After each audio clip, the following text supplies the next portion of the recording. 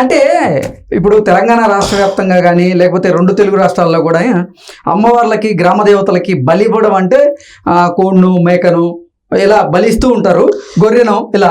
కానీ కొంతమంది ఏమో కత్తితో మెడ నరుకుతూ ఉంటారు, కొంతమంది ఏమో మీ వీడియోలు పర్టికులర్గా చూస్తే మీరు అసలు ఆ గావుని గొంతు పట్టేసి దాన్ని ఆ గొంతుతో పట్టి పీకుతూ ఉంటారు, అలాగే రక్తాన్ని నోటితో తీసుకొని పైకి చిమ్ముతూ ఉంటారు. ఏంటి అసలు కారణం? ఇప్పుడు అమ్మవారికి బలిలో 100 రకాలు ఉంటాయి. ఆ 100 రకాలు వాళ్ళ ఇష్టంలో చేస్తారు. అసలు రియల్ గా బలి చూపించేది దున్నపోతుని కోస్తారు వాళ్ళ దగ్గర. దున్నపోతుని కోసి ఆమెకి బలి చూపించి ఆ బలిగంప కార్యక్రమం ఊరంతా ఓ బలి అని కొట్టుకుంటూ ఉన్న చెడు నివారిని పోతరాజు విన్యాసం చేసుకుంటా ఆ బలిని కొట్టుకొని ఊరవతల కులవర్తి వాళ్ళు తిని తాగి స్నానాలు చేసుకొని ఊర్లోకి వచ్చేవాళ్ళు. అప్పటిదాకా ఊర్లన్నీ కడిగి గాలించి మళ్ళా బోనాలు చేసుకోవడానికి శుభ్రం చేసి పెడుతుంది.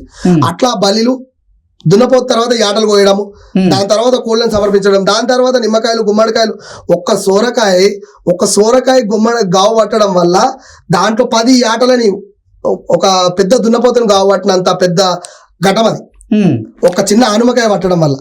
మరి ఆ హనుమకాయనే మీరు బలివ్వకుండా మరి యాటల్ని ఎందుకు బలిస్తున్నట్టు? ఇప్పుడు భవిష్యవాణి చెప్తారు అమ్మవారు. భవిష్యవాణి చెప్పినప్పుడు అమ్మవారు వాళ్ళ ఒంటి లోపల పచ్చికుండ మీద నిలబడి భవిష్యవాణి చెప్పేటప్పుడు ఆమె బలి అడుగుతుంది. ఏ బలి అడిగితే ఆ బలి ఇయ్యాల్సి వస్తుంది. అట్లా అని చెప్పి నరబలి అడగదు ఆమె. నరబలి అడగది, ఉన్న బలిని అడుగుతుంది. ఆమె ఉన్నది కాబట్టి ఆమె ఉన్న బలి అడుగుతుంది.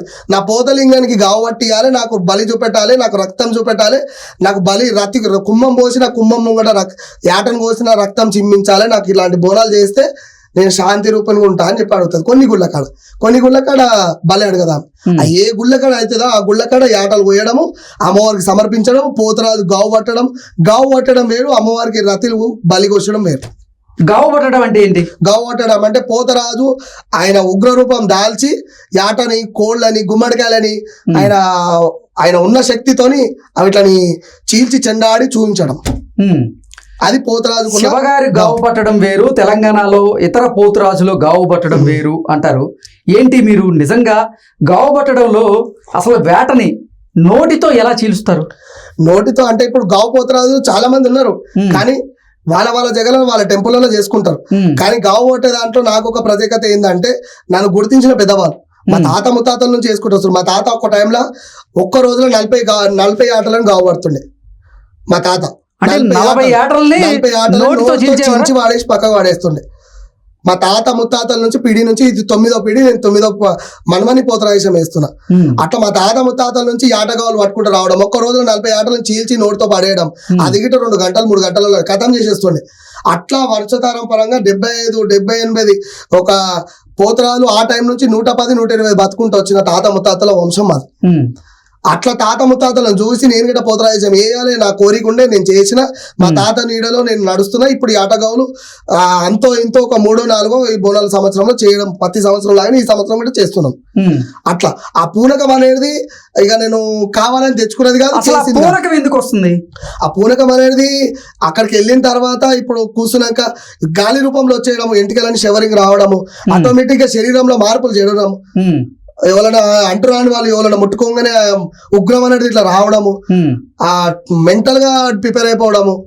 ఆ టైంలో మెంటల్ గా ప్రిపేర్ అవుతారా? ఆ క్షణంలో పోతులింగుడు మిమ్మల్ని ఆవహించడం వల్ల మీరు అలా శివాలు ఎత్తుతారా అంటే ఏం చెప్తారు?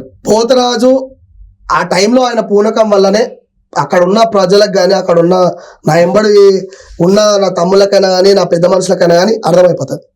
పోతరాజు వచ్చేసింది పేలోకి. వచ్చినప్పుడు వాళ్ళ యాక్టివిటీస్ లో వాళ్ళు ఉంటారు. ఎందుకంటే గావు అనేది ఇచ్చేటప్పుడు వాళ్ళు ఏ విధంగా ఇవ్వాలో ఇచ్చేస్తారు. ఆపరా గావుకి ఒకవేళ ఆపడం జరిగితే మాత్రం ఏదైనా అనర్థం జరుగుతుంది. అంటే ఎన్నో జరిగినాయి దీంట్లో.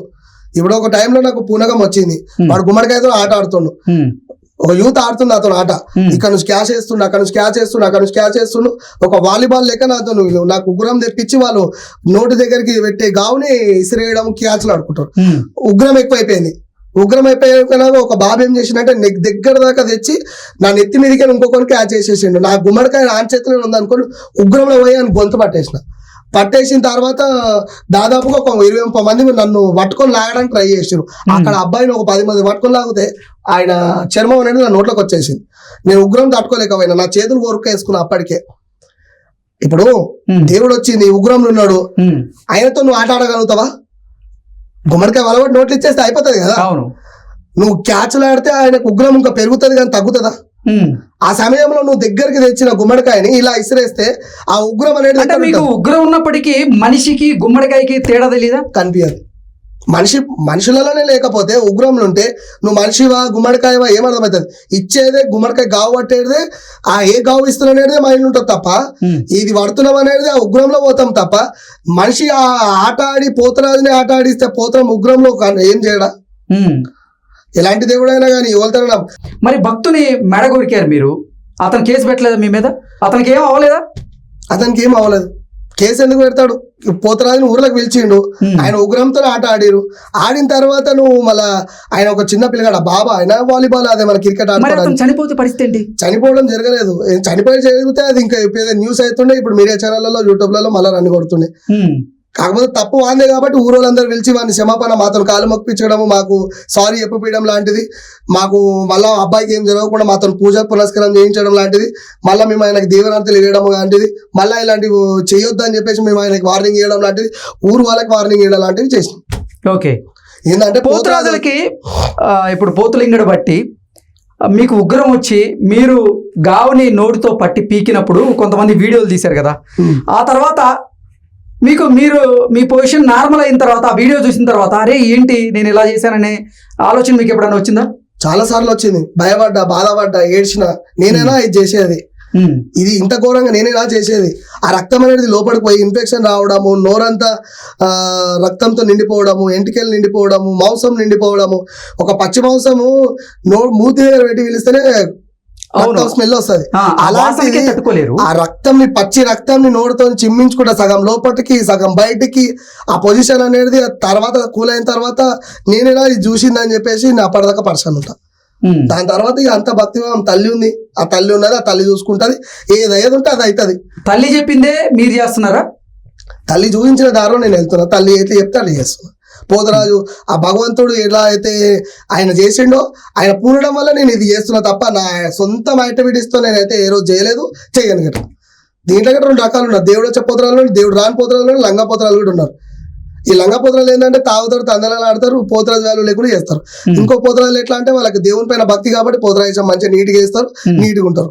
గావు పోతరాలు ఏంటంటే గావు పట్టడం, టెంపుల్ని చూసుకోవడం, ప్రజలను చూసుకోవడం, ఆశీర్వాదం ఇవ్వడం, అన్ని మంచి చెడ్డలలో ఉండడం, సాగు కార్యక్రమం కానీ ఏదైనా కానీ వాళ్ళ పోతరాలకి ఎంబడబడి నడవడం.